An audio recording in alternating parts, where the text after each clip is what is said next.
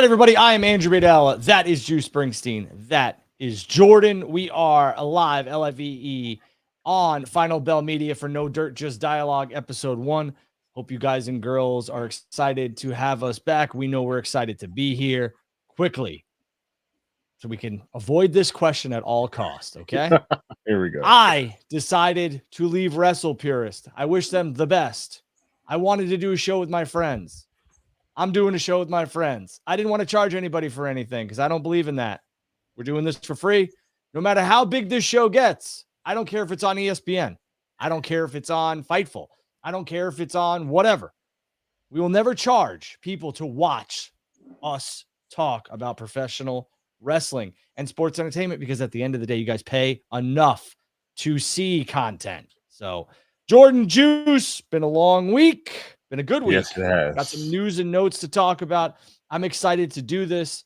Again, I want to thank everybody at Wrestle Purist, but this is now our new home, and this is going to be our home for the foreseeable future. Boys, how we doing? Doing pretty good. Jordan, how about you? I'm doing pretty good, man. It's it's been a long week, interesting week. We're all on Twitter, so but I'm good. I'm good. Juice, did you see all the hubbub and hubbub on Twitter? I feel like I was a part of it at some points over the weekend, so we'll leave that there. All right. Dynamite happened last night. Some things we're going to talk about there. Monday Night Raw happened, obviously, on Monday. We saw Jey Uso win the Battle Royal. A lot of people are up in arms about a Battle Royal. I kind of gave you the ins and outs on that. Was probably what was going to happen way before it happened. I understand it's not everyone's cup of tea, but Jey Uso and CM Punk is the match that will happen for the vacant World Heavyweight Championship in Salt Lake City, as one Seth Rollins has vacated the championship. Now, if you follow social media, which I'm pretty sure everybody in here does, Seth did post a picture with his arm in a sling. A lot of rumor and innuendo will tell you that he had surgery. I don't think they would strip the championship off of a man if for some reason he was going to pop up a couple days later or a month later or whatever. Again, I know everyone wants to believe it's a work because of what happened last time. I don't see that being the case. If he got surgery or not, I don't know. And truthfully, I don't care. I don't care because it's none of my business. It's none of your business. It's none of anybody else's business either. If Seth had surgery, I wish him the best and a speedy recovery. Boys, where do we want to go? Where do we want to start? What do we got? First of all, I want to say that that's the risk you run if you're WWE and you got to work everybody for this great moment at SummerSlam, and now he actually got hurt, and look what happens. So you got to be prepared for anything, and WWE is, and this is where I'm going to lead because you kind of brought it up. With Jey Uso going against CM Punk, it seems like, at least because we all want to look at the numbers, that YouTube's dislikes for Jey Uso winning said Battle Royal were way, way up, and not in a good way for the Yeet Man. Do you think that the fans souring on Jey Uso is a thing? And do you think that it could turn into Jey Uso turning heel at some point in the future? All right. A lot of questions there, right? And I want to thank all the one. That's a really good one, though. I want to thank all the men and women who posted their comments here about the whole situation, everything else like that. Thank you. That's why we're here. We do it for y'all. And this is my favorite trio. So for me, Juice, I understand why they went with Jey. A lot of people called it lazy, blah, blah, blah, blah, blah. Okay, I get it. But at the end of the day, right now, they removed an obvious choice or choices in Breaker and Reed, which a lot of people were saying that this is going to happen, that's going to happen, blah, blah, blah, blah, blah. And it didn't. So they gave you a little bit of a monkey wrench. I threw in that Gunther would have maybe entered this as a surprise and won. He didn't.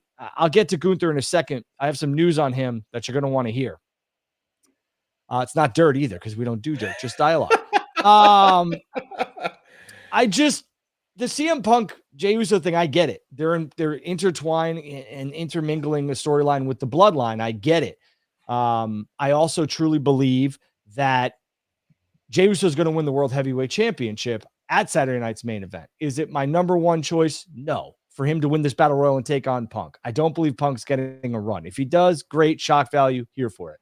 What I do believe is that Jimmy is going to help Jay, and Jay is going to become this kind of like egotistical, head bigger than he could fit a hat on type of character, and Roman's going to try and check him into place, and then we're going to get a Roman and Jay type of stuff. If it doesn't happen, it doesn't happen.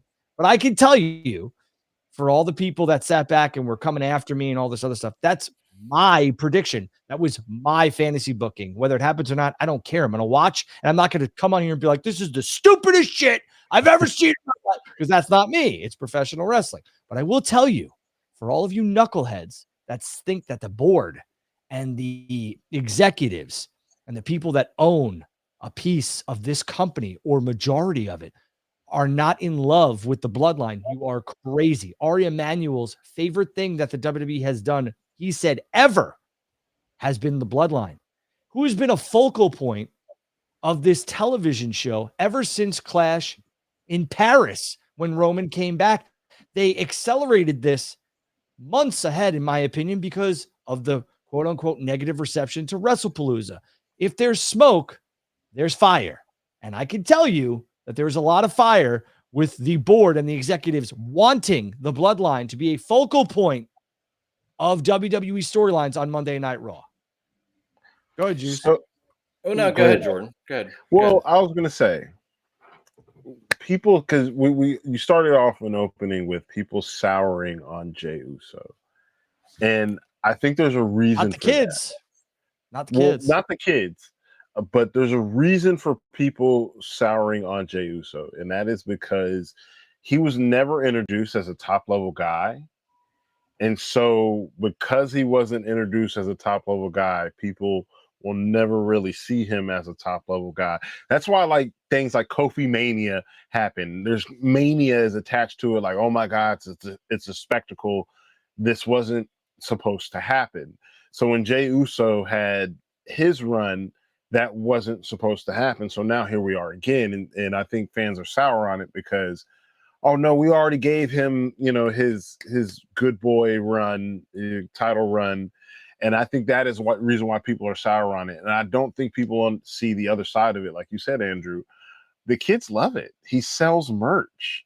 He's a marketable Two biggest champion. merchandise sellers right now in WWE, not named Cody Rhodes, or CM Punk and Jey Uso. And they're fighting for the World Heavyweight Championship at Saturday night's main event, which is exclusive to Peacock, not on NBC anymore. So you're watching this unfold in front of you. That card, there's 2 matches, and it's already loaded. So they want the subscriptions, Jordan, and these men, CM Punk, Jey Uso, tickets. Yeah, they sure do. Good point. So neither of you see, I mean, Drew, you kind of mentioned that you might see like a Jimmy joining up with Jay in regards to helping Jay get to that title again, but Jay maybe getting, in his own head and becoming a tribal chief in his own mind. Sure, right. Bingo. Okay. Great. Tribal chief in your own mind. Yeah, you're a leader in your own mind. And I think what's going to happen is, again, this is a prediction. I have a little bit of creativity in my body.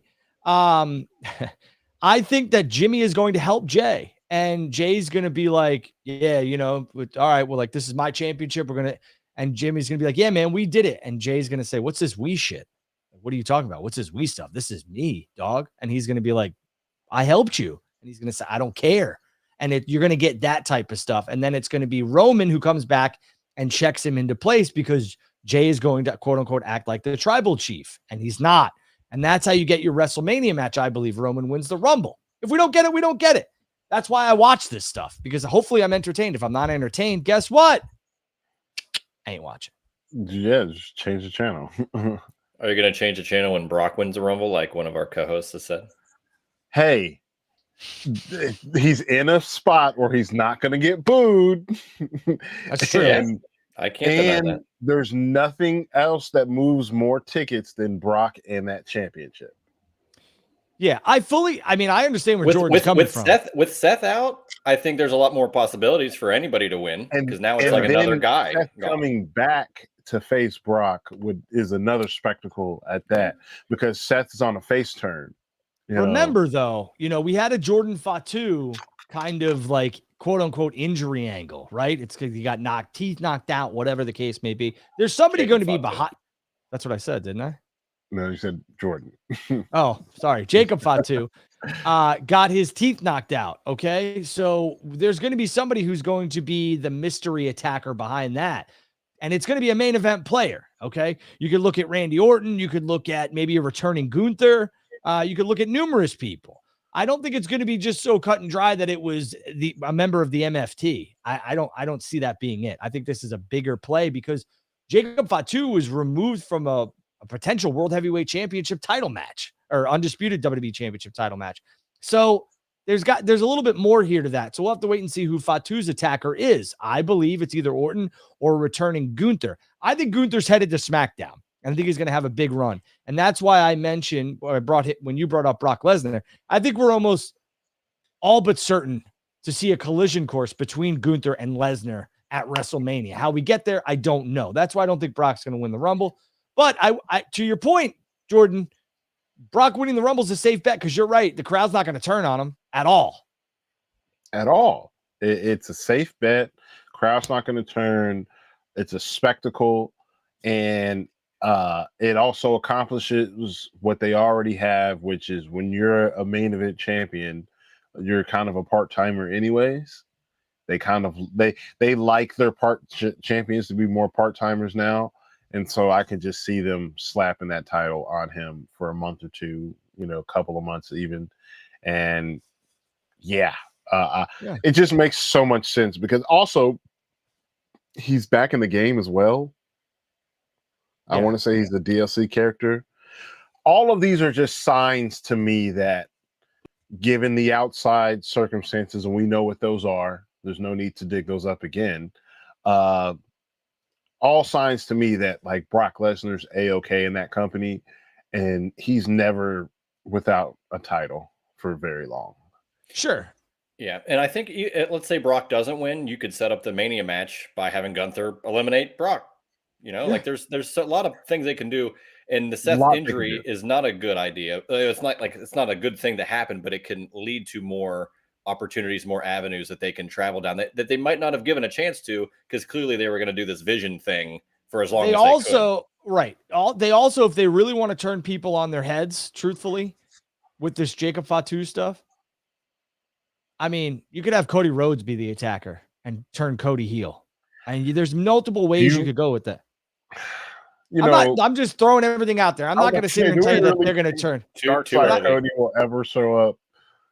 I think Cody will turn heel eventually, but I don't think they're going to turn. Yeah, right. I don't think they're going to turn two of their biggest merch movers heel, that being Jey Uso and Cody. One thing at a time. They got plenty of time to do that. Plenty of time. But I'm just saying, I do think there's major plans for not only Gunther on the SmackDown brand, but Fatu when he returns, who's his mystery attacker.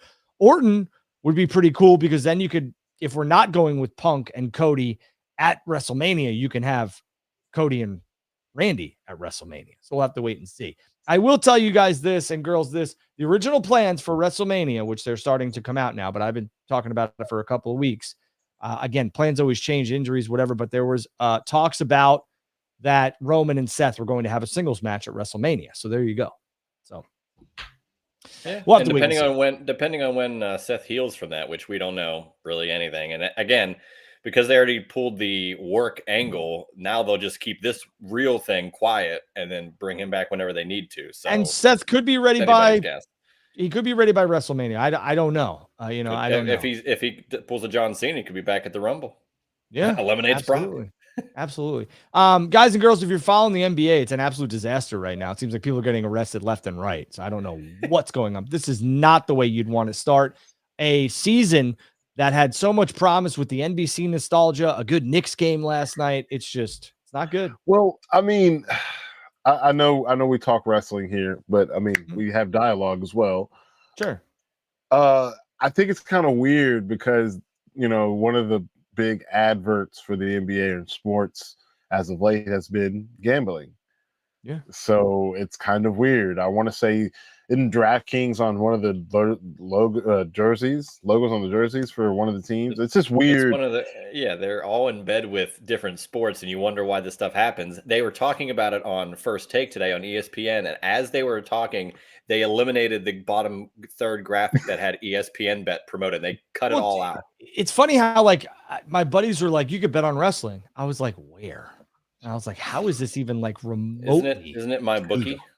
I guess not AG or whatever, but like that's crazy. So, just crazy. Shout out to him because Sean Rossap always referenced them, and that's how I kind of know who's going over. I'll look at the betting lines, especially when it comes to Rumble time, because it's like somebody is legitimately feeding you this information. Like betting on wrestling has got to be insane. Yeah, insane. I mean, you've gone down a rabbit hole you can't come back from. And how many, like, I know it's illegal, but I mean, I'm sure there are some people who are like, hey, go bet on this. We know who's going to win. Yeah, go do it. But I mean, again, a great start for the NBA, and then it's immediately like hitting a truck hit a wall. Somewhat interesting. It's even more interesting now. I mean, Wemby dropped 40 on the Mavericks. Wemby's about to be a problem. He understands the game now. Yeah. And it's about to be how did Flag look? Man. I mean, I ask Josh Eisenberg. I need a little bit more. I need a little bit more. Fan. All right. As a person who came from Luka and my heart being broken, I need a little bit more from Cooper. And maybe we'll see it. Maybe we'll see it. It's game. All right. Let's talk about whatever else you want to talk about. We're moving on from basketball. Jordan, go right ahead, man. So, to stay topical, and again, we don't really do the dirt. We do dialogue here. And so we're all on Twitter, and I don't want to shine more light on the person who said it because I don't believe she deserves any flack or anything. Oh, there goes Andrew. But I think... as we all saw Wrestle Dream was a great show. I loved it. Sure. Pretty gnarly spot at the end of the show. And which has brought up a conversation of think about the children. Is this have we gone too far? Right. There was even they brought up the plastic bag spot again, like and so I wanted to talk about this idea, especially with you, Andrew, because you are a father. Where does the line start for children watching wrestling, right? Because I'll tell you guys, I am 34 years old, right? When I started watching wrestling was kind of some of the peak of the Attitude Era. I wasn't really allowed to watch WWE. I could watch WCW, the WWE stuff, I kind of had to watch. I still watched, my parents just didn't know. And so, because they knew, right? Mm-hmm. There was that TV 14 type of thing. And so this being a pay-per-view, you also have this, TV 14 thing to come up. I just wondered for you guys, was the spot too much for you guys? Did you think it was too much? Are we going too far? As is being the alternative? Have we lost the plot? And as a father, as a parent, because I don't know about you, Juke, but as a parent, how did you feel about it in particular? Thank God there's no little juices running around. I'm sure eventually, but what did I think of the spot? I thought it was pointless, truthfully. I mean, I don't know what it did for the match. I understood like why it was on there. Are we, in terms of like they would do anything to each other? To me, it was just pointless. Listen, I didn't like the needle spot with Swerve either. I thought that was pointless. As a father, my sons and daughters are not up at 11 o'clock at night. They're in bed where they should be. Especially on a Saturday night. I mean, I'm just saying it's 11 o'clock at night. I mean, I think it was like 10:45 here-ish. So yeah, again, the whole kids thing, I don't let my kids watch, like Jackson was watching WWE and I made him leave the room when the Cody Seth match was going to happen, when Cody pectoral muscle was popped because Jackson was like 5 or 6 at the time, 5. And I just thought it was too gruesome for him to look at. Like you just don't want like him to think that that's cool or whatever. And it was very warrior like for Cody to participate in that, but a 5-year-old's brain they don't compute that. And I think when you're talking about, is this a big deal or is it not a big deal? I think the bigger deal in this whole match was something that everybody missed. And it was the lack of time that Darby had and the actual spot itself. Like the finish could have been way better. We're so hyper focused on the fish tank. And to me, it added nothing to the match. It really didn't. It's what everybody was talking about. Whatever. I get it. John Moxley was on broken glass while he was in a sharpshooter or a scorpion deathlock, whatever. I get it. But as a father, am I letting my kids watch that? No. But that's my job as a parent. I mean, South Park, The Simpsons, Howard Stern was all available to me at a young age, and my parents just didn't let me watch it. And then when I got to a certain age, I would sneak it. Even the Attitude Era, I wasn't allowed. My dad was like, turn this smut off. And I was like, all right, I get it. I'm not that, like I was young. Yeah. So I'd hide it, but it's your job as a parent to police that. And if your kids are up at 11 o'clock at night, I'm not going to judge you, but I mean, what are your young kids watching wrestling at 11 o'clock at night for? Put them damn kids to bed. Yeah, so I have an interesting perspective because I do not have kids, and I also grew up in the Attitude Era, so like I'm all over the place. I mean, wrestling has a foundation of gratuitous violence, with the plastic bag being in the NWA, or any of the stuff in the Attitude Era, or me being 4 years old watching Ric Flair's head be slammed in the War Games cage. I thought, like, I was 4, and I was like, man, is he okay? Is he dead? Like, they treated it very seriously. And to Drew's point, it's up to the parents. Why is it up to AEW or WWE to do what is right for an audience that they're not trying to get? Like, it's an alternative.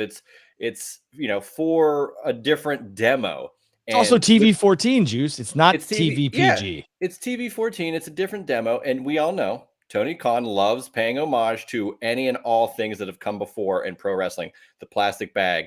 Now, that's not necessarily in the aquarium where there are any animals, but they've done those types of things in Japan before. And I feel like these guys want to have a chance to put that out on a main stage for an American audience, because he knows that the sickos or just wrestling fans in general that have that history will appreciate stuff like that. Does it always go well? No, like the exploding barbed wire death match, but they're going to try it. And I can't fault them for trying. I fault the parents for putting their kids in that spot to see. I've seen more. It's not their fault. No, I've seen more kids get hurt taking a chair and smashing it over a younger kid's head and them having to go to the hospital or stitches or whatever. So you have to parent your kids. I mean, you have to police your kids. You have to. My biggest thing with my kids, as I've always said, is it's not a matter of like sheltering them, because you just can't do that. But I need to be able to make sure that I explain things to them. Like, that's your job as a parent.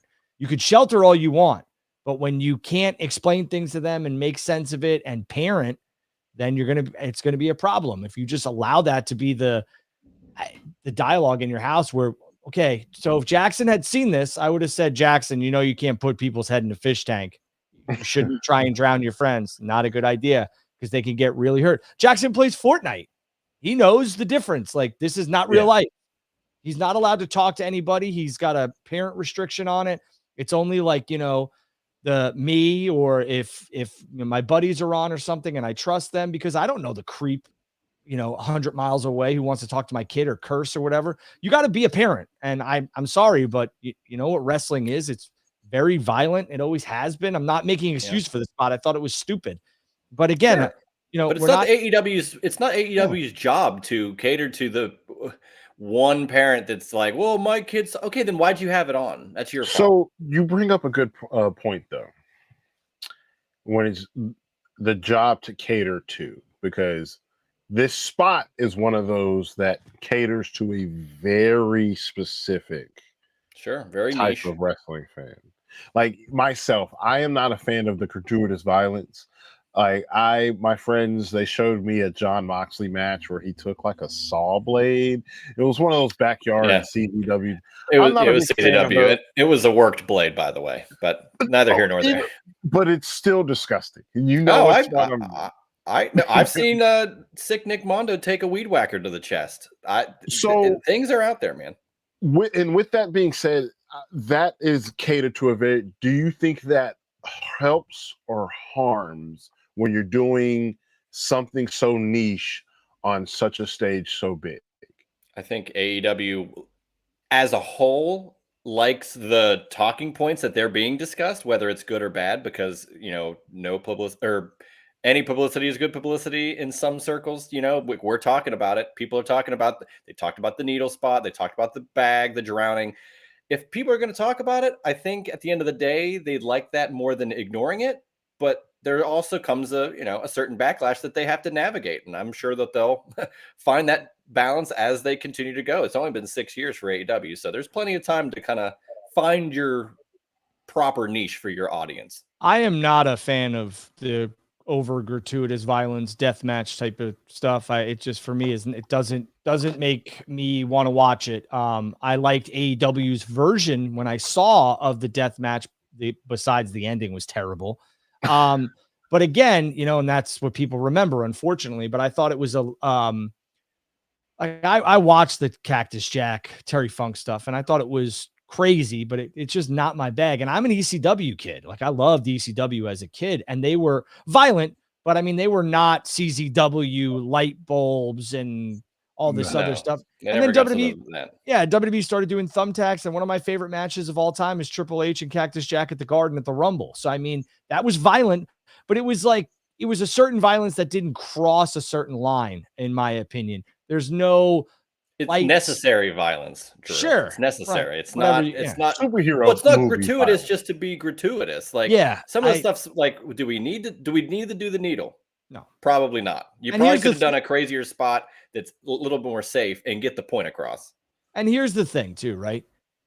AEW doesn't give a shit because they don't need, and they will, and you should want it. So I'm not saying this is okay, but they don't give a shit because they have the affordability to do whatever the hell they want because of the budget and the influx of cash that they have. And that is being owned by a billionaire. So he could do whatever he wants to do. If he likes this type of stuff, he could do it. And if advertisers don't like it, he'll say, whatever, I wanted to do this. It's my wrestling promotion. And that's it. That's why, some people look at it and they're like, this isn't a real company. It is. It's just, I don't think they're overly concerned about the advertising dollars or the marketing dollars or anything else like that. He is concerned with putting on an alternative product, he being Tony Khan, that he enjoys. Tony is a huge wrestling fan, huge New Japan, huge, just absolute, I guess if you want to call it graps, that's what he likes, man. He likes that type of stuff. That's his bag. It's never been overly what I enjoy, but it is what it is. It's his company. So if he wants to do the spot, or John and Darby want to do the spot, and it gets okayed by Tony, and it gets okayed by medical, then be a parent and parent your kids. I'm sorry, but I don't know what to tell you. I don't send my kids to school and expect the teachers to teach them everything they're going to need to learn in life or in reading and writing. You also have to help there too. This is not AEW is not your daycare. Television is not daycare. I think you guys hit something because, especially you, Andrew, because there's this idea of, well, they're going to end up seeing it anyways, right? But even then, like you said, you still, the onus is still on you to explain to them what is going on, what's real, what's not real, what's right, what's not right. I'll give you a perfect example, Jordan, since we're on the topic and you brought it up. My buddy's kid is 6. Okay. He plays Fortnite. Currently, I believe there is a mode or a character where you could become Ghostface. Okay. Yes. And you walk around. Michael Myers, there's plenty of them. I got them. Sure. It's all the Halloween guys and girls or whatever. Okay. And he wanted to be Ghostface for Halloween, the kid. And the father was like, okay, you can, but you're not getting the knife that Ghostface has. You can have a Minecraft sword or something to that extent, because that's a little bit too much. And The kids don't know that Ghostface is a character in a horror film, which is movies. Professional wrestling and sports entertainment is entertainment. At the end of the day, it's not real life. These guys and girls are putting their bodies on the line, and it hurts. It's not ballet. I get it. But at the end of the day, they do things to suspend your disbelief. And you as a person or a parent need to explain to them, you can't go around slashing people, just like you can't go around putting people's head in a fish tank. I mean, it's very simple. Like, you want everything to be sheltered? All right, then go watch PBS Kids, because that's controlled. You're not going to catch anything on there. And this has happened forever, Drew. I mean, this has been, parental advisory stickers on CDs in the 80s, or Grand Theft Auto and video games being violent in the 90s. Like, or Darby Allin setting himself on fire, or Jack Perry on fire earlier this year. Stuff like this has happened through the course of history, and it all depends on the type of culture that's going on at the moment. And a lot of people want to do anything. If there's any sort of possible negativity towards AEW, they will latch onto it and blow it up to a proportion that, everybody sees. Well, and these people show their cards. And it's social media. Everybody, it's everywhere. These people show their cards at times too. Like, I get it. Is it a spot for me? No. Did I think it was stupid? Yes. Did I think it added anything to the match? No. But I'm not sitting there bitching about it on social media or anywhere else. What bothered me was the actual finish, the time allotted to the finish, and how we got there. There could have been so much more done with the finish, but everyone's so hyper-focused on this fish tank. And I'll say this because you brought it up. Parental advisories, this, that, and the other. Again, it's entertainment. I'm sorry, but it's entertainment. Is it my cup of tea? No. But here's the thing. They show their cards because they know that the company that for some reason they live and die by will never take this route, because they're in a different stratosphere. They can't go this route. They're on freaking Disney, basically. Okay. You can't, the mouse owns them to a certain extent, and that's fine. So you can't do it. And that bothers you, or it's just not for you, because it doesn't bother me in my core. It's just not for me. It was a stupid spot. I think people have been conditioned, right? We've talked about this before, and it's probably something we'll a tagline of mine for sure that'll come up is that we've been conditioned for a long time to think wrestling should be only one way, and therefore, if it's not this way, because we're in agreement. That spot, I'm gonna be honest with you guys, I don't really see for it, because even in a kayfabe sense, how can he say I quit if he's drowning? But here nor there. The unrealistic, of this whole, it's unrealistic of this spot. If my head's being down, I have my arms free, I'm going to smash the glass to the left or to the right of it. Or I'm going to take my head and bash the side of the front of it. Shouldn't you be suspending your disbelief though, Drew? But shouldn't that's you be not taking it as realistic? But what I'm saying is, if you want to do something like that, if this is where we're going to head, I'm just playing devil's advocate. My belief is suspended that these guys are actually hurting each other. Right. I can't then suspend it even further to think that they can fly. Yeah, how much do you want me to at a certain point, even in horror movies, I'm like, oh God, lady, this is what you would do? Yeah. Because he's sitting there doing this, and so I don't like the spot there. But even then, I can just say, okay, well, it's just not for me. Okay. Yeah. I don't need to attack or antagonize or do anything else. I can digest it and I can move on. But the biggest thing. Go ahead, Jordan. No, I was going to say there are people who've been conditioned just to think that oh, well, I can't digest this. I can't accept this. Yeah. Okay. And they use it as a grandstand. Yeah, because the other company's not doing it, or this shouldn't be on national television. Newsflash, it wasn't. It was on pay-per-view. Meanwhile, people have been clamoring for an alternative, and then you get the alternative and you hate it. No, you know what? I did a discussion show about that once. It was called State of AEW, and I asked a bunch of questions, and I said, everybody wants them to put the championship on the younger guys or newer talent that isn't getting a world championship opportunity, like a Hangman Page, a Darby, whatever, Sammy Guevara at the time, and all this other stuff. And You don't want that. You never wanted an alternative. You want the old guys to hold the championship that came from WWE. So make up your minds. Anyways, where I was going with all of this is, Jordan, to your point, again, the spot was a disaster. That's what it was. It was a disaster because there was no realism to it. The Sting thing was awesome. Okay. Nobody expected that. He showed up. No one's talking about it. Everyone's talking about this stupid fish tank. And the finish was terrible, in my opinion, which I said. They ran out of time. I would have liked to have seen Darby use the flag. I would have liked to have heard Moxley quit. Like, we just put him in a sharpshooter or scorpion deathlock, and within 3 to 5 seconds, he's tapping out. And then we got to run to the turnbuckle where Darby's draped in the AEW flag that he planted on Mount Everest, and we fade to black. There was so much more they could have done. That's where my issue lies. I thought the match was what the match was. I expected it. But if you're going to end a pay-per-view that way, choke the son of a bitch out with the flag, or have Moxley bleeding on top of the flag, like the flag's planted below him, a la Bret Hart and Steve Austin at WrestleMania 13. There was so many more visuals, so much more you could have got out of this, but we're hyper-focused on a fish tank. And I will add to your point of the suspension of disbelief that you guys, gave a great answer to. It almost comes off as like, okay, now we did the needle, we did a fish tank. It makes you like, what else do they have to do? Like, it makes it almost unrealistic to top that ever.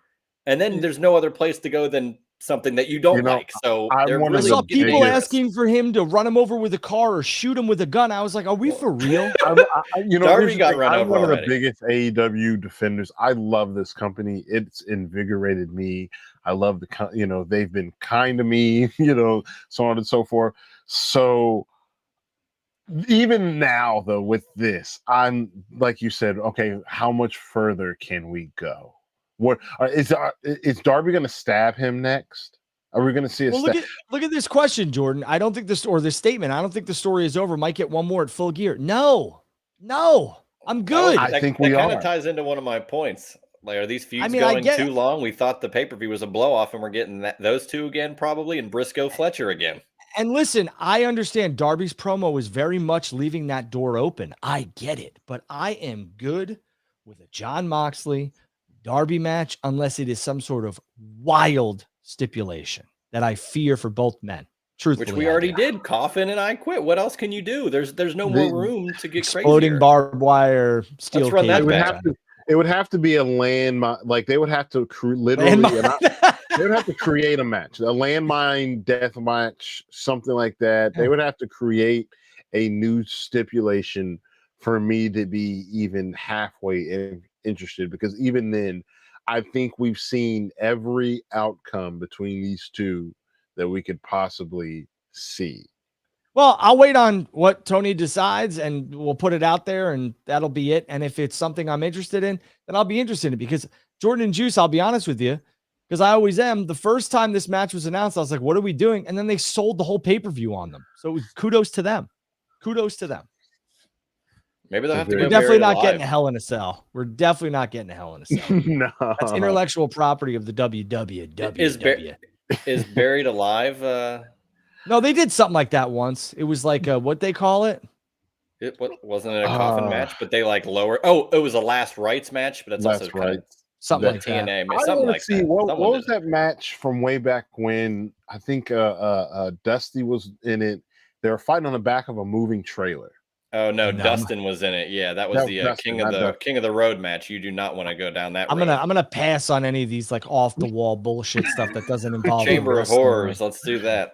I don't mind like Buried Alive. I don't mind a death match or whatever, even though basically they could redeem themselves if they did it better. Redeem yourself. We saw this already. Like we saw it last Saturday. What's gonna be in the death match? Like that wasn't in this I Quit match. Like Piranha's in the fish tank.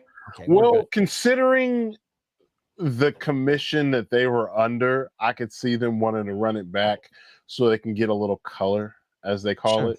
Yeah. They got color, but the other thing too, wasn't there a taser in this match? We're more concerned about the fucking fish tank. Excuse my language, kids.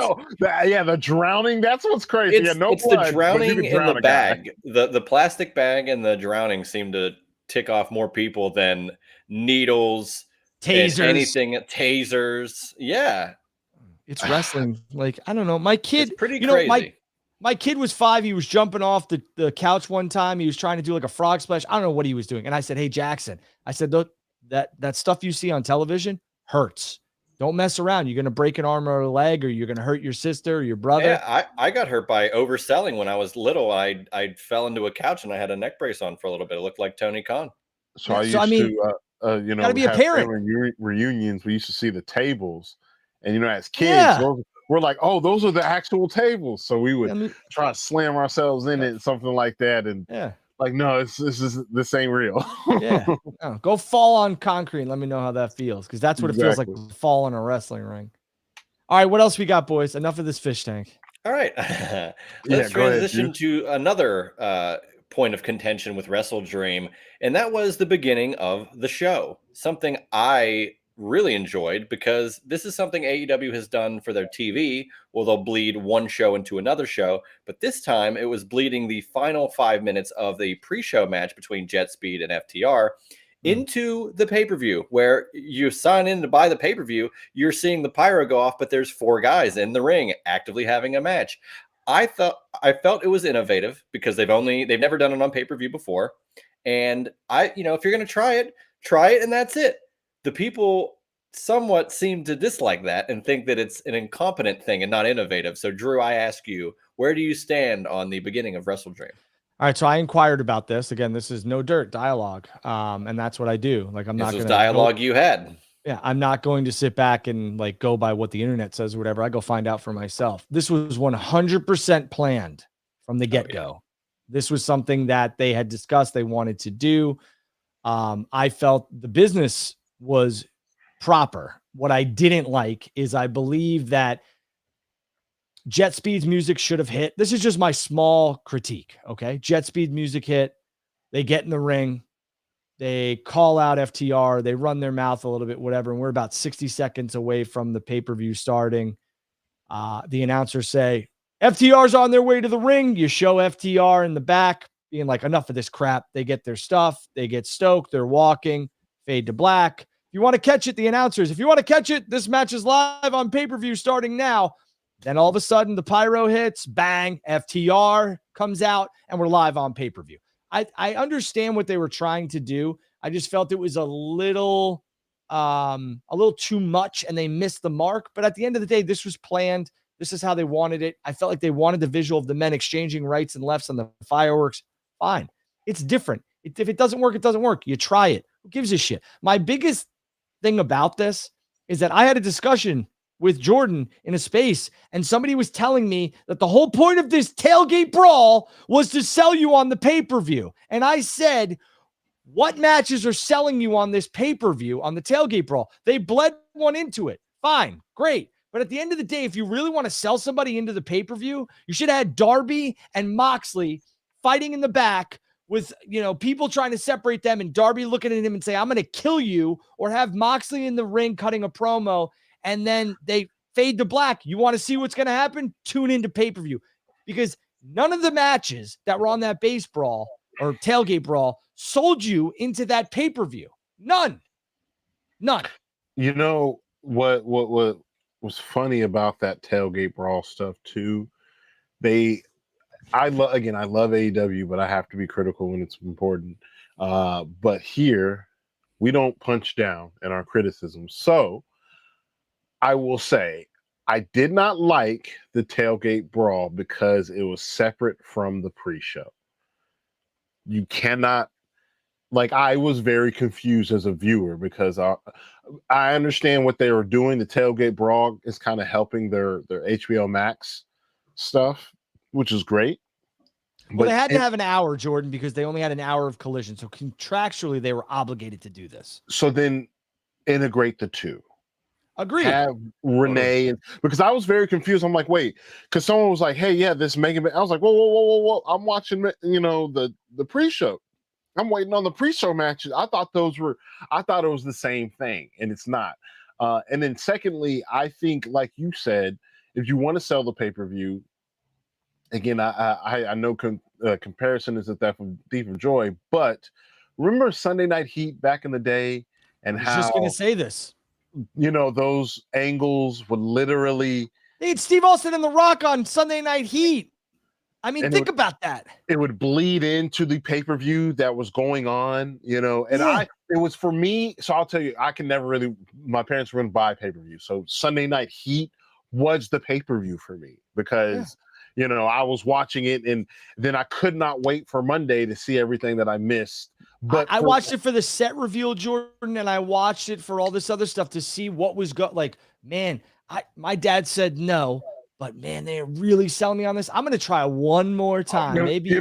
Because you got to be in the arena for just a little taste of it. You're like, I gotta buy it. So like, if AEW if they want to do this, I'm all for it. I think it's a great idea because there's no more traditional pay-per-view. Truthfully, there's not. But if you're gonna do this, there's 3 matches that would have sold people on this pay-per-view. Darby and John's one of them.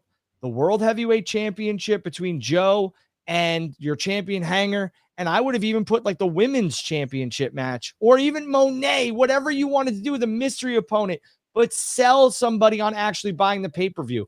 You had a bunch of matches. Did they do any backstage segments with any of these gentlemen or women? Did they even do something where they've got physical? Like promo packages. No, promo packages. Great video packages, which we've seen on Dynamite and Collision. That is your last-ditch effort. Sell me. I know the talent's backstage. Can't tell me they're not. Honestly, I would like to see I would. So I know not every event is going to be an all-in event, right? But one thing I loved that was everything leading around that show was seeing how much the talent were into that show. Like I was seeing Diamante at a bar, hyping up the show and stuff like that. So I know we're not going to do that, but in that same vein, have people on this tailgate show telling people to buy the show. Get me into this show. Have Darby out in the crowd while they're setting up the ring or whatever, cutting a promo like he would or something like that. And if you have if you're contractually obligated, make the most of that time. You're right. Or Darby showing he's backstage or he's arriving and he's showing you what he's gonna. I'm gonna use this. I'm gonna use that. Have him bring in the fish tank. Yeah, something, and I'm like, oh shit, I can't miss this one.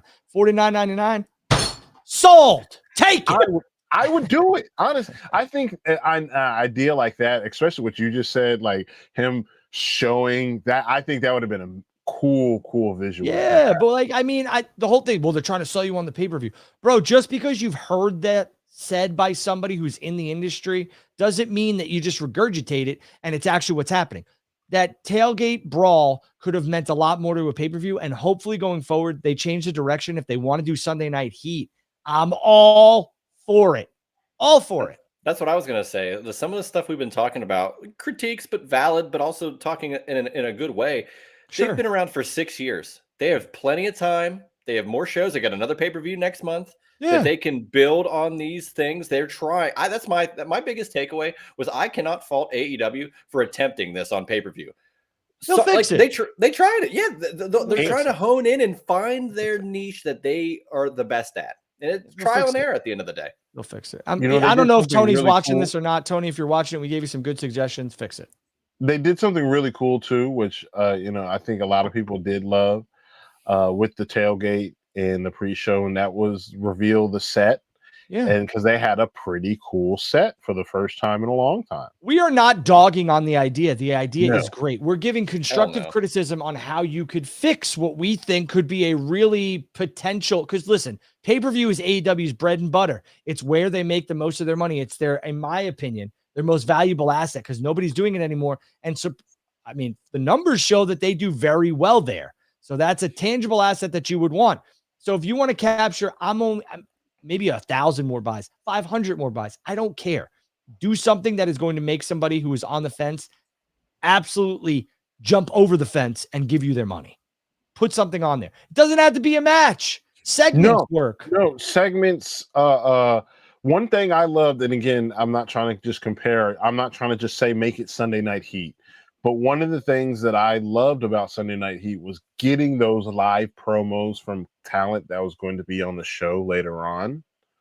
During the free-for-all was the same thing, man. You had people arriving backstage. You might be too young for this. Both of you might be.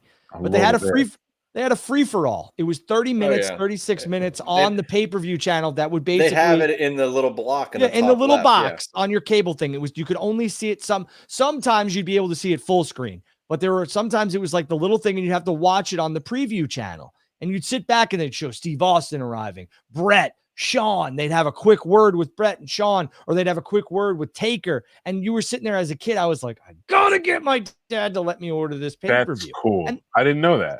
So, but I mean, if AEW wants to do that, we're in a different time and age. It's 2025. They can with this tailgate brawl, and it would work. It would absolutely work. Is it going to be very lucrative? Who knows? But at the end of the day, don't just, you want to put one or two cool matches on it. Great. That's fine. Because at the end of the day, the free-for-all had a match sometimes, and Sunday Night Heat had a match on it sometimes. I remember Kidman and Jamie Noble at the Garden was free for the Cruiserweight title on Sunday Night Heat. That was Survivor Series. I think they should. I think that's the best way to sell me is, especially with this, your ROH talent, right? I would have loved to seen STP on the tailgate just cause to sell me into this show, you know, later on. I would have loved to seen. Why couldn't you have something that has implications for the pay-per-view? Like a winner of this match gets blank. Like, why couldn't you have things up? Why couldn't you have John Moxley crash into Darby's car while he was arriving, and Tony Khan looking at Moxley and saying, "God damn it, this match needs to happen. Cut it out." You know, like so here we don't punch down, we give constructive criticism. Sure. We know there's going to be a women's blood and guts coming up, right? Mm-hmm. We just said, Juice, you had a great idea. Have something that has implications for this later match. Yeah. What I think would be really, really cool is, say you have two of the women have a quick match, or women who are not involved or around each team for the advantage. Winner, and the winner gets, hey, you get first pick, your team gets in first. And that's how it's determined. It's not determined it's determined literally, because they've done forever with War Games matches. They've done the coin flip, and it's always, even if they don't show you the coin flip, the heels get the advantage. Well, how about having a match on the pre-show that gives you the advantage? Gives you the advantage. Then you have something to root for. Then you want to see that turn out. Oh man, the heels got an advantage. Yeah, we saw some convoluted crap last night too with the women's tag team match. I thought to myself, okay, so they just beat this team and now they want them again. I thought maybe they would pick a team that's currently not, I don't know, in the tournament. There wasn't announced. I'm a little disappointed in the women's tournament bracket. I mean, me too, but I said it last night, and I understand a lot of people were like, "Oh, she's not there." These are the same people who can't throw a football 3 inches. But at the end of the day, it's, Julia Hart does. She's not this. I mean, give me a break. Julia Hart is everything you would want, my opinion. But again, it's going to be very interesting to see where they go. The bracket, to me, I said it Saturday when the pay-per-view aired. I think you saw your tag team champions on the screen. I mean, and it's okay to be predictable. Sometimes it's okay to be predictable. Just tell me a predictable story and make it entertaining. That on the way to get there, Yeah, it's been done forever. Wrestling, even predictable wrestling, can be successful wrestling. And I feel like a lot of people will just it's predictable, I can't do it. Let's swerve for the sake of swerving. As a person who loves routine, there's nothing wrong with being predictable every now and then. Love a good routine. Love it. Love a good routine. All right, Jordan, I think you're up if you want to. Yeah, we got time for one more. Because this is right up your alley, Andrew. With the potential sale of Warner Brothers going on. But before we get into this, I swear to God, if we get Monet and Athena versus Tony and Mina in the finals, go ahead. I'm going to lose it. I'm going to lose my mind. I would probably lose my mind. Also, before Jordan gets into this, because I can hear where it's going, I am not a financial advisor. You need to do what you need to do with your money. This is just me giving what I did with mine. Go ahead, Jordan. Yes. So, so you know where I'm going with this. Great minds. You had some interesting tweets this past week about what you would do or what you are doing here. Personal advice. So, with the potential sale of WB going on, Does it have implications for AEW? What do you think it means for AEW if there are said implications? Is this anything to worry about as a person who watches AEW and that's WB's their product, their home? No. I don't know the contract, the media rights contract that Warner Brothers Discovery signed with All Elite Wrestling. Really, nobody does besides the people who actually signed the contract. I'm sure legal and all that other stuff. Right now, everything is hearsay. We know a dollar amount that was reported per year. We know the terms, but again, Sean does fantastic work. Love Sean, friend of mine, but I don't know if Sean's seen that contract. I don't think anybody's seen that contract besides, like I said, the people. So basically, and you would think that a publicly traded company giving that money to All Elite Wrestling would have, there'd be some sort of mention of it. It was never in any of the earnings calls about the media contract and all this other stuff. So, again, do I think this affects AEW? No, because I think AEW will do whatever they need to do. If for some reason the buyer of WBD or a merger happens and they don't want wrestling on there, which doesn't seem to be the trend here in the sports and entertainment landscape. This is completely different when Time Warner bought, AOL Time Warner merged with AOL merged with Time Warner. Sorry, combined. It's a little different. The people who came in wanted nothing to do with wrestling, and wrestling was not as hot as it was back then.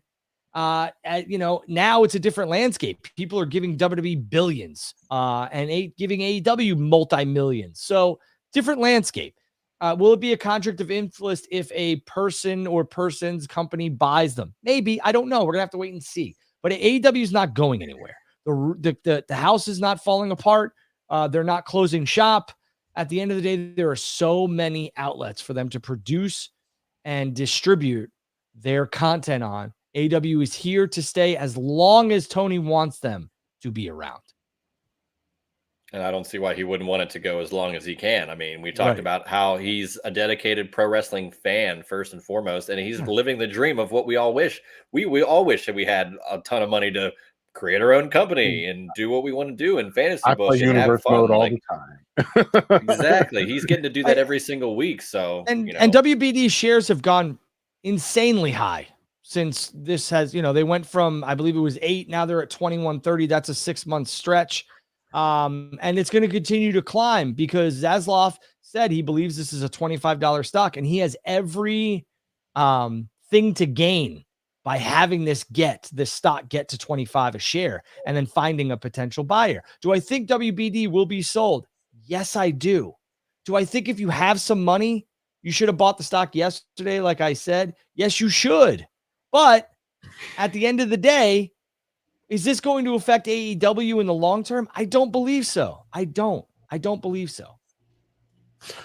Because, I saw something about Netflix being a potential buyer and that would affect things and whatnot. So I'll with that answer out of the way, I'll field this to you, Juice. Where do you think the next TV deal could land at AEW, or will land for AEW? Like, where do you think they could be? Like, are you saying if, I was going to ask Drew, what happens if it is a Netflix that buys WB? Like, what happens then?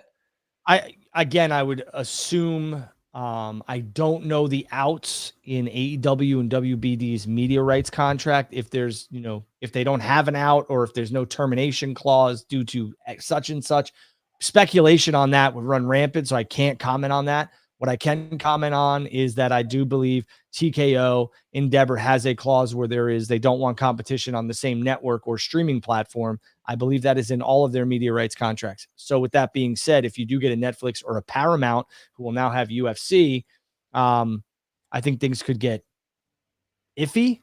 But at the end of the day, AEW signed that media rights contract when?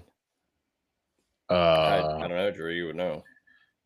I do know. Was it like almost a year ago now? I believe it was 2023. They announced it. It started in 2020. Oh no, it was 2024, and they announced it 2025. Yeah. So they are in a 3-year deal, I believe. There's with an option for a 4th. So here's what would happen: Mergers don't happen overnight. Sales don't happen overnight. So they might be in year 2 or 3 by the time everything gets together. And then they could figure something out. But at that point, they'll have the time, they'll have the finances, and everyone's always like, oh, yeah, let's just throw more money at something. I hate to tell you, but why are you managing somebody else's checkbook? Oh, yeah, let's just throw money at a network. Like, let's just keep doing that. Dude, you have no idea what you're talking about, because I don't even know how much money the man wants to invest in the company, because none of the stuff is publicly available for us. None of it. So you could sit back and be like, this guy's delusional. Just throw more money at it. What has Tony shown you that he's not going to do this? Nothing. He's done it consistently. So don't sit back and say it's a bad idea, because it is. And you could clip this and use this on your stupid show too. What if they get kicked off because of something or whatever? Where are they going to go? Tony will probably either Google, Amazon, or he'll start his own network. Yeah. I was about to say, this is a man who owns a soccer team, an NFL team who is on the rise, and AEW. Like, I think he's got enough money to where he can shop himself around and he will be okay. To kind of answer what you said, though, or ask me, I don't know if necessarily a network would be the case. I think he would more than likely try to do something sustained in streaming, even if a network is tied to it. I don't know if that network would be the number one piece. I think going to an Amazon or something for exclusivity, but I like them being on TNT. This is all wrestling's been on there forever. Yeah, this is all speculation. We have no idea where any of this ends up. Wait for the sale or the merger to happen, or whatever will happen with Warner Brothers Discovery. Do I believe there's multiple buyers? No. Do I believe that this probably ends up with Paramount from reading the tea leaves? Probably. Could there be another secret interest? Sure, there always is. I think there might be another potential suitor, but I don't think it's Netflix. I don't know. I don't know. And at the end of the day, I don't. And we will all wait and find out. You know, we can see that the writing is on the wall. WBD will be sold. To who? I don't know. But for everybody to pocket watch Tony and what he's going to do afterwards, or this is the demise of AEW, I hate to tell you, but that's not going to happen. Unless Tony decides, why do people I don't want that to happen? Because there's these people love this crap. They do. Because why? How dare?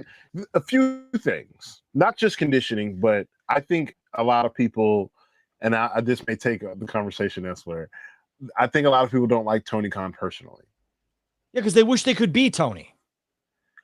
Yeah, but you wish you could feel wronged by him for some reason. Why is, again, just like AEW, it's not their job to satiate a demo they don't run. Why is it Tony Khan's job to do great things for one fan?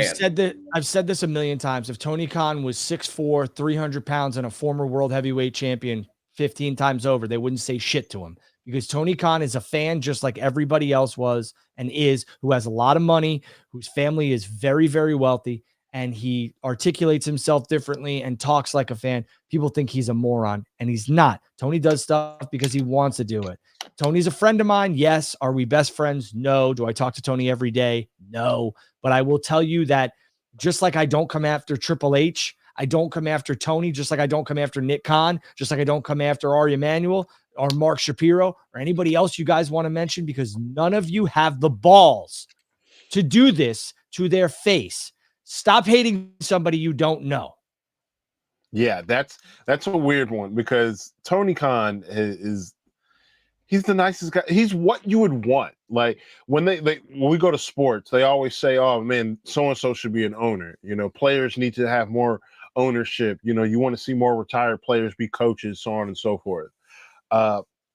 So in wrestling, you should want a fan like Tony Khan to own and run wrestling, because who hates on other people making money? Like, this guy's providing jobs for other people. I'll never understand it. It's jealousy. The main thing is because go be good at what you're good at. If you're good at editing videos and you're good at doing this and that, go find a profession that will do that. If you're good at slinging garbage into a truck, go do that. I don't give a shit. But get off the internet and start doing what you're good at, and stop hating people because they're in positions that you wish you were in. Tony Khan has changed the market and changed wrestling in the sense of he's paying these people he's paying them a completely different livable type of wage than what the industry has seen before.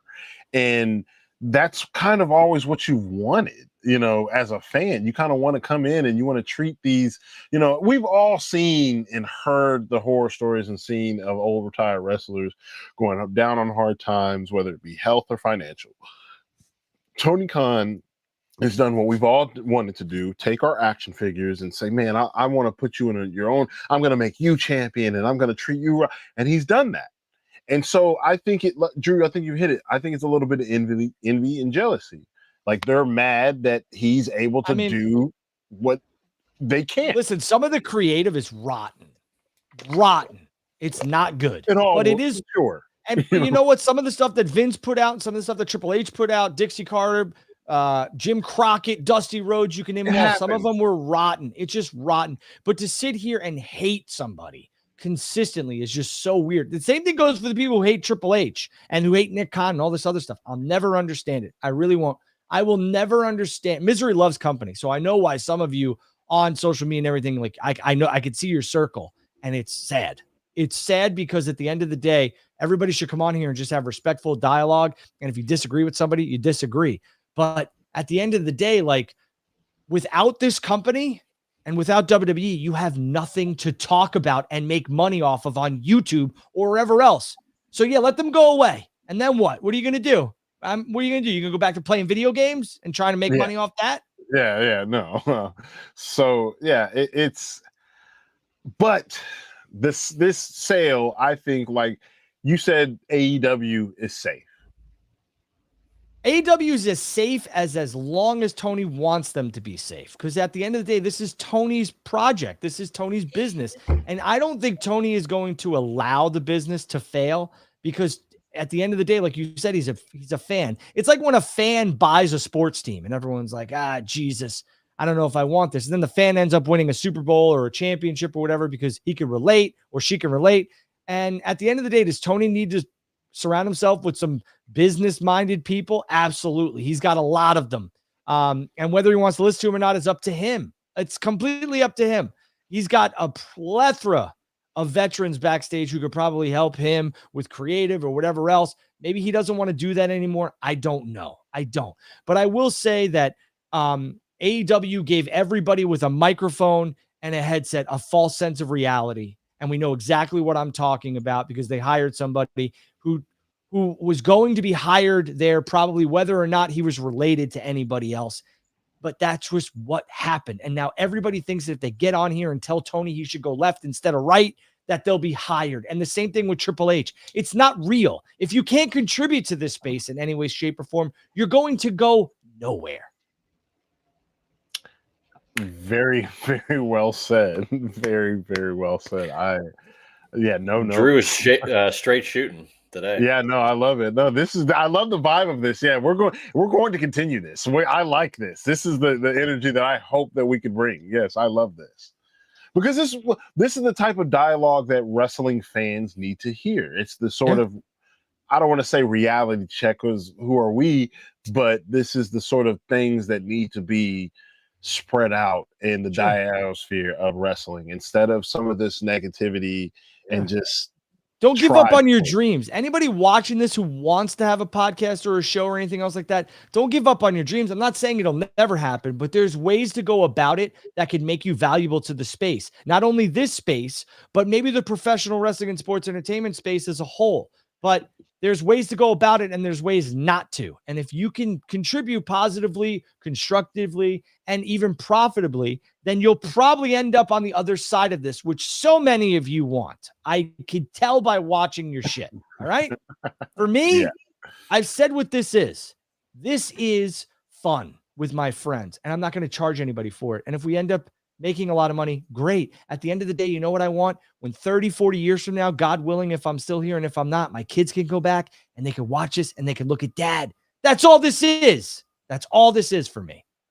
Yes, this is fun. I love this. And again, I know we're getting close to winding down. I will say, Andrew, here publicly, I thank you for the decision that you made for your friends. And so You have been a great friend to me, and so you're a great guy to listen to. Appreciate that. And so, yeah, I just wanted to say thank you, man. Listen, I was brought up that you tell your friends you love them, you tell your family you love them, and you make sure you take care of them, and you show honor and you show integrity, and that's why we're all here. So, at the end of the day, it's professional wrestling. It's fun, but I was never going to lose friends over a show ever. Yeah. And if we made a commitment and we made a deal, we made a deal, and you got to live up to your end of the bargain. So, we're all here. Let's get back on track. What else we want to talk about? I'm sure we got a couple more topics. Go ahead. Yeah, sure.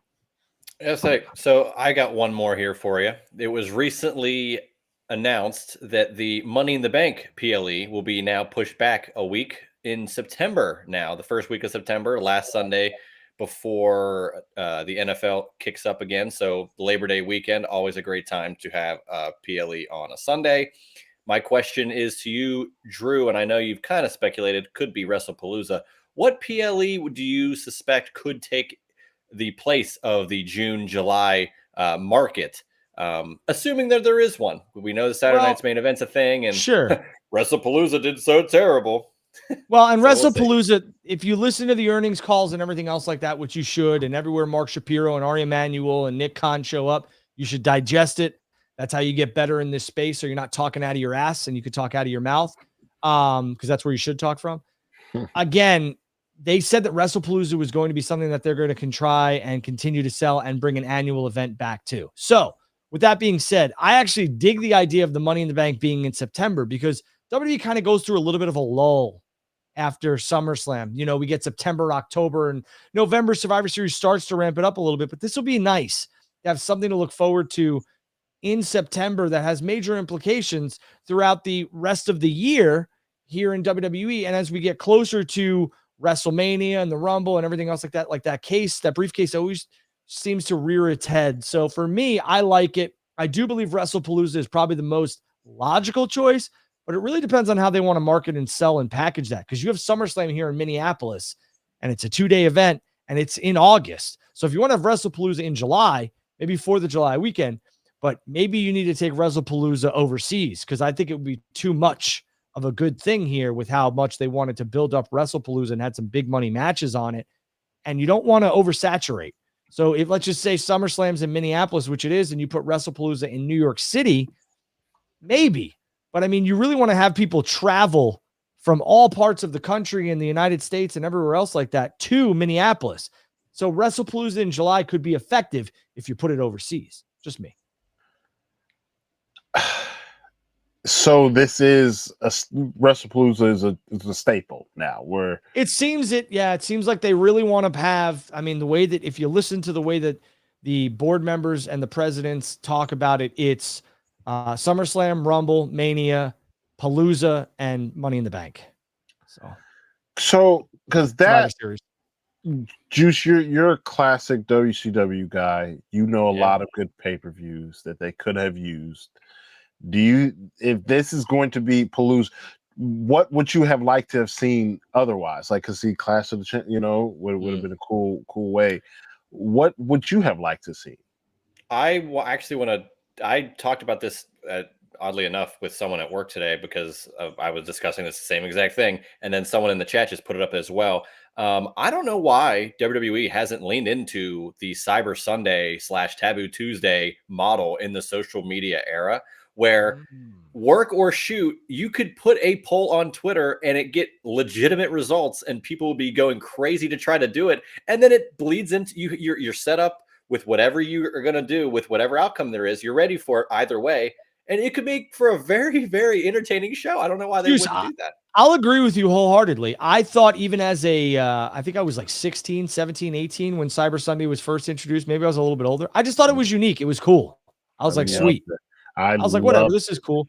Because it was like, you knew it was fixed, but at the end of the day, you never really, sometimes they gave you an element of surprise where it was like, this guy's getting a title shot, or this guy's partner. Like, I just like the whole suspension of disbelief. That's why I watch shows. That's why I watch Tulsa King and Landman and The Sopranos and Sons of Anarchy and The Wire. If I knew everything that was going to happen, or if it was the same mundane shit over and over again, I just wouldn't watch it. I think, a adding something in. You said Clash of Champions, Cyber. That would be really, really cool. Just because it would add something new, and not to say that WrestlePalooza isn't new enough or isn't good enough. But this is a company who already leans on nostalgia enough already, so just go full tilt. And if you're going to move and seeing that Money in the Bank is being moved, I think this is one of those opportunities where they could have just went to the old bag and pulled something else out. And they've been doing that. They've had your backlashes. They kind of tap into that well, regardless. So who knows what they could come up with some other PLE name for June and July and just replace WrestlePalooza. Because I remember right before, when they first announced it, they made it seem like, oh, this is going to be an annual thing. And I think it's sticking around. Yeah, I wonder if that's going to stay the course. I mean, to me, I think the matches may have underdelivered, but the promotion for it and everything, I don't see why they wouldn't want to do it again. So they will. I think I would have to check. I don't really do this often, but I go check the IP and the licensing and everything else like that, the trademarking. I think it's a long one, which would make sense. So I don't know. But I like the Money in the Bank being in September. I think it's fresh, something for, it's right before the kids go back to school, the NFL starts. Like, I like it because, I mean, let's just call a spade a spade. Without WrestlePalooza, normally September and October is a very, very big lull. Yeah. I would even go further and say the whole holiday season as a whole. Yeah. But they've done a good job this year, Jordan, because they have War Games, which they have every couple years now, since I don't know how many years ago. And now they got John Cena's last match. And that's a big thing because I need to know, like WWE, has really relied and kind of rest on the fact that this is John's final year. That's the only thing that's really kept a lot of people, in my opinion, very, very interested in this product because the PLEs have John on them. This is a last chance to see him, blah, blah, blah. When John goes away in December, they better put the pedal to the metal and really hone in on what they want because once John's gone, he's gone. Yeah. No, once he's done, he's definitely done.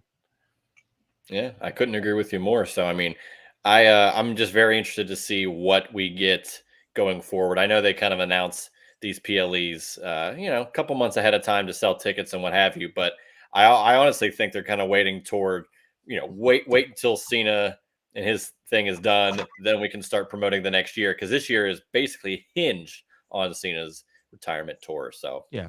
Talking about John Cena, real quick, just again, no dirt, just dialogue here. I'm Andrew Bedell. That's Juice. That is Jordan. I think Gunther heads to SmackDown. I think he's got a major push. I think Gunther and Lesnar probably have a match. I want to talk about the Blake Monroe. I think if you watch NXT, I think Blake Monroe is going to get a major push very, very, very soon. And I think she's probably going to end up being one of the champions on that brand. A lot of people ask me about Chris Jericho.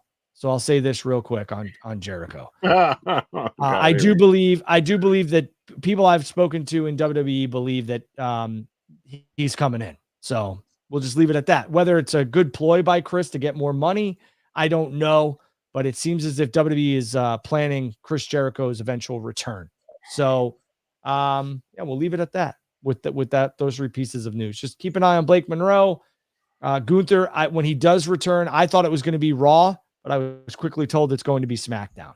So that's very interesting. Yeah. Yes. Very interesting. What else we got to close? We want to take questions. Somebody have another point they want to talk about? Go ahead. We can take some questions if we have them. I've nothing too important I can get to. We can go ahead. Why don't you ask a final question here, and then we'll get to the questions and comments. Go ahead, Jordan. Okay, you know what? I got one that I will steal from Juice actually. Okay. Yes. So because he had a few, so I'll steal this from Juice. That's called credit, boys and girls. So you don't steal things. Not that hard. I'm not upset. So we're running. He kind of mentioned this a little bit earlier in the show as well. Jey Uso and CM Punk, they're running that back. Okay. We got Mark Briscoe, Kyle Fletcher running that back. Okay. They just ran back Hangman and Joe, which Joe kind of hinted they may still run that back. Mm-hmm. Darby kind of also hinted that he's not done. Are we getting too long in the tooth for some of these feuds? I would say the Punk Jey Uso makes sense. Jey Uso, the thing that's interesting about the whole CM Punk thing is I think fans are so interested in a Punk run, but the WWE keeps dangling the carrot and then pulling it, which I get. I do think Punk's going to get a run. I know a lot of people were like, "Oh, Summer of Punk, the guy's like 47 years old." I don't care. Who cares? Yeah. If he sells merchandise and you He end up with a sells Cody merchandise, and CM Punk match at SummerSlam in Minneapolis, I think a lot of people will like it.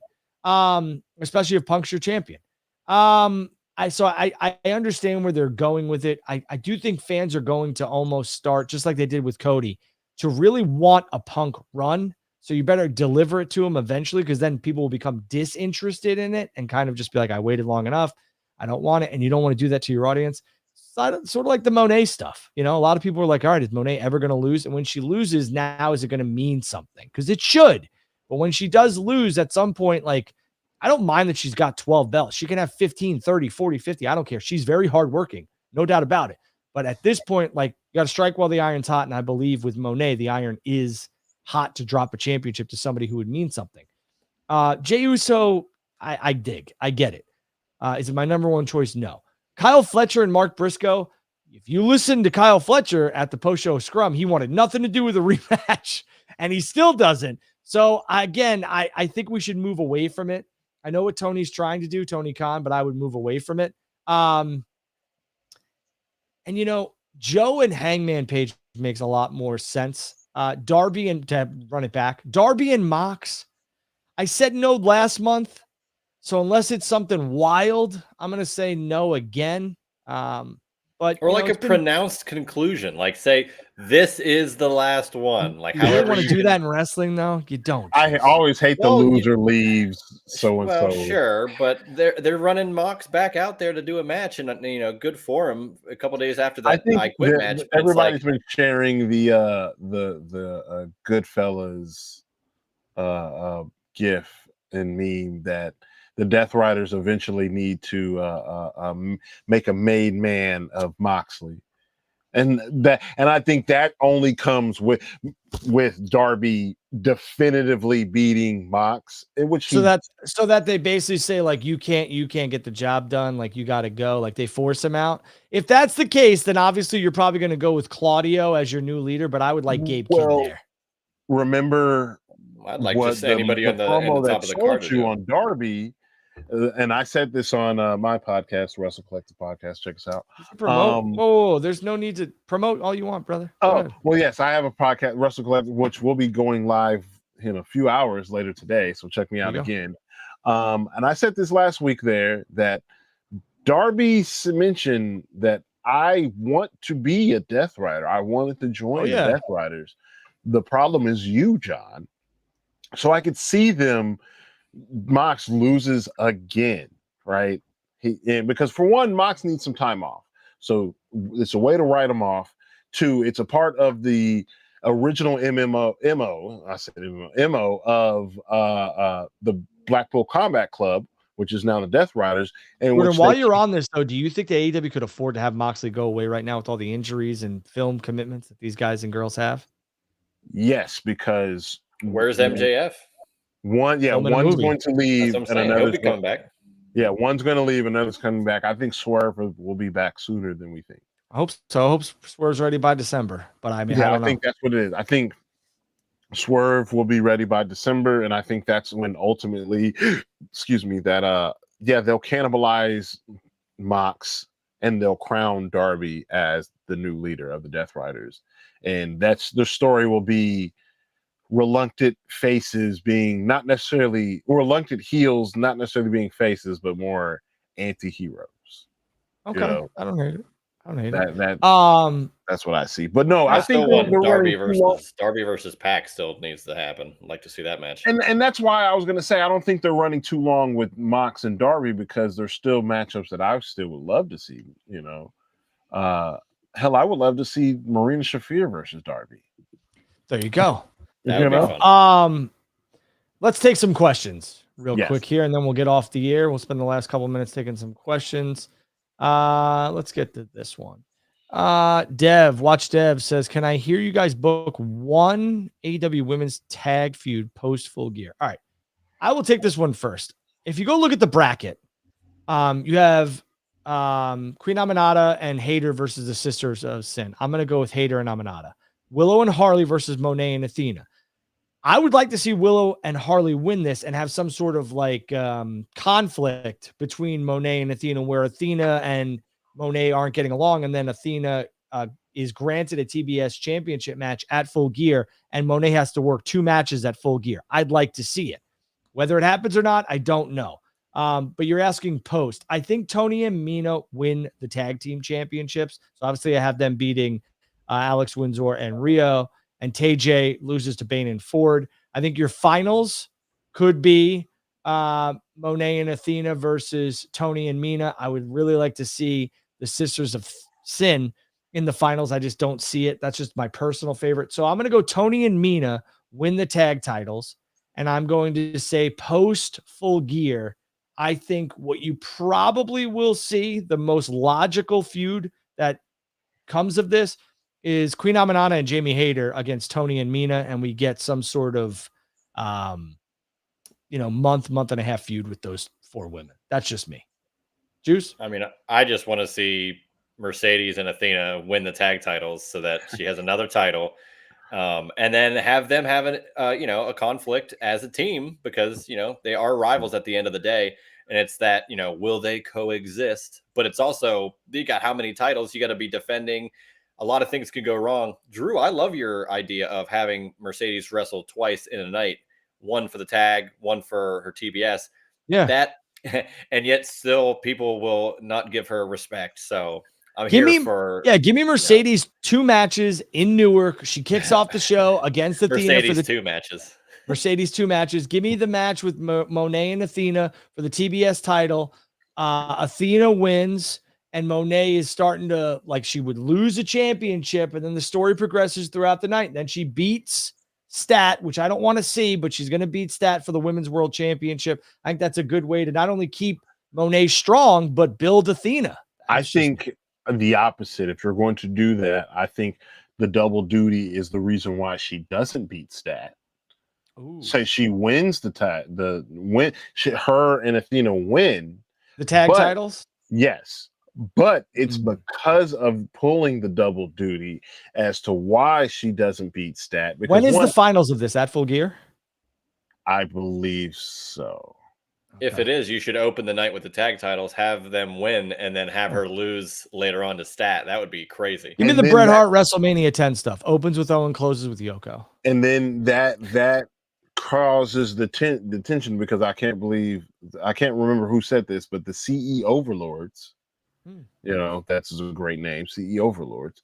That's what causes, because she's always going to be looking at Athena like, if I wasn't teaming with you, I could be, Ultima Monet, you know what I mean? Because then she would truly be the whole women's division. Because I don't think she should beat Stat. No. All right. Let's go to another one.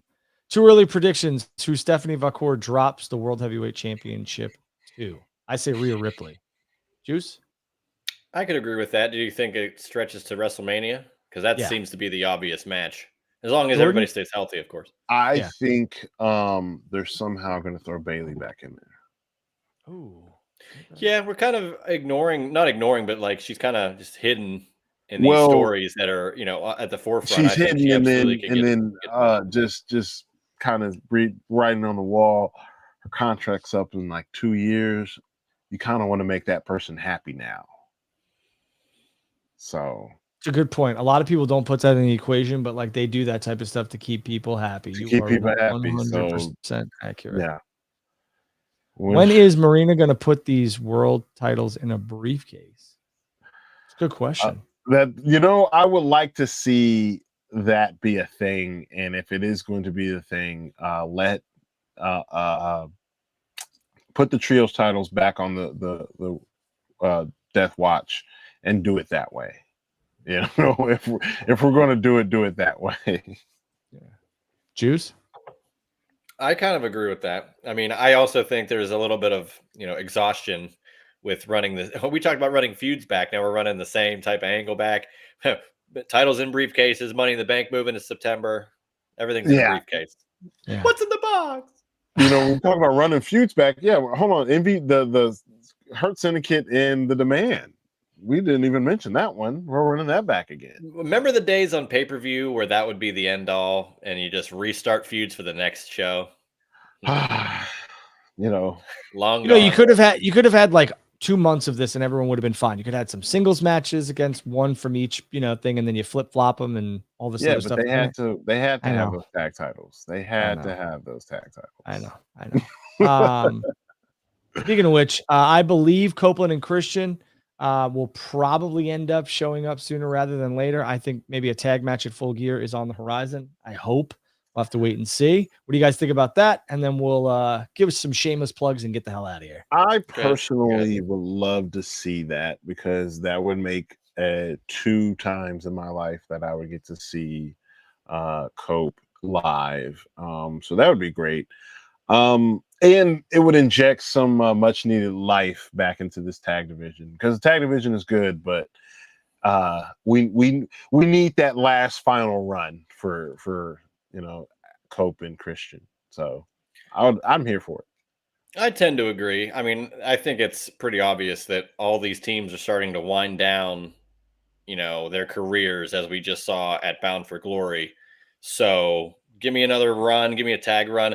Give me matching gear. Like, let's stop with the, are you going to shake my hand? Are we going to be friends? Like, let's just full-fledged. I know they're not going to be Edge and Christian, but like, let's do as much as we can without saying who we are. No more turtleneck. No more. No. Make Edge wear the turtleneck. Okay. I can see them doing that. How funny was that? Because it's like, I don't want to be your partner, but if I will be your partner if you dress like Where's the producer? Get me off this with this turtleneck.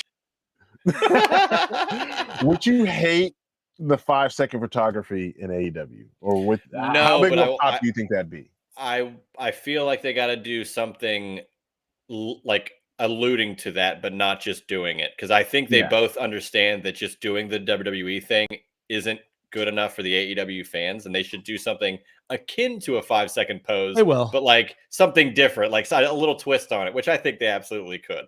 So. Yeah, like that's all we're waiting on. 7-second something. They'll do something. Selfie, yeah, there it is. 7-second selfie. There it is. Yeah, something like that. I like good marketing right there. All right. The top ticker shows it right above there. I'm at Andrew Baydala. He is at slick_flair91. He is at Juicy Steen. Make sure you guys like, subscribe, and follow. Make sure you follow Final Bell Media, the only place that will have no dirt, just dialogue. I'm not going anywhere. I can promise you that. Signed a long contract here. That's it. This is where we're going to be. And I'm happy to be here. So I want to thank everybody for joining us. I want to thank all of you who decided you wanted to come watch us do our thing here. And that's all that there is to it. Again, make sure you like, subscribe, and follow. Hit that like button on the video. That always helps us. We're always super appreciative of everything that you guys and girls do. This was a lot of fun. Again, so much fun. Never going to do anything that's not fun. I'm always going to have fun with my friends. This is what this was all about. Juice, where can everyone like, subscribe, and follow you? Just search the Juice Box with Juice Springsteen. New episode every Friday or Saturday. Just as long as it's the new week, there will be a new episode regardless. But follow me at Juicy Steen on Twitter. Let's argue about wrestling. There you go. Constructive. And it's, sure. Friendly banter back and forth. Jordan, you and the Wrestle Collective, where can they follow you guys? Yes, you could follow me at slick_flair91. And then me, as you guys know, I'm part of the Wrestle Collective. We have a podcast. You can follow us at Dub C Worldwide to get more information on that. A show that I'm going to be getting you two gentlemen on sometime soon. We'll talk. For you, no charge. Just like for you and everybody else at home, there's no charge. There'll never be a charge. I'm not doing a paywall. I'm not putting my stuff behind some dollars and cents. There will be no super chats. I'm a man of the people. Hope you guys and girls save your money, make money, love one another. Professional wrestling is escape from reality. Have constructive conversations. There's a huge difference between a confrontation and a conversation. Try and have them. Try and have them. How long have you had that one in the wheelhouse, Drew? Yeah, right. We got another tagline for the show. I like it. Long time. All right, boys and girls, this was fun. Make sure you guys and girls subscribe, like, and follow. We'll catch you guys next week. Same bad place, same bad time.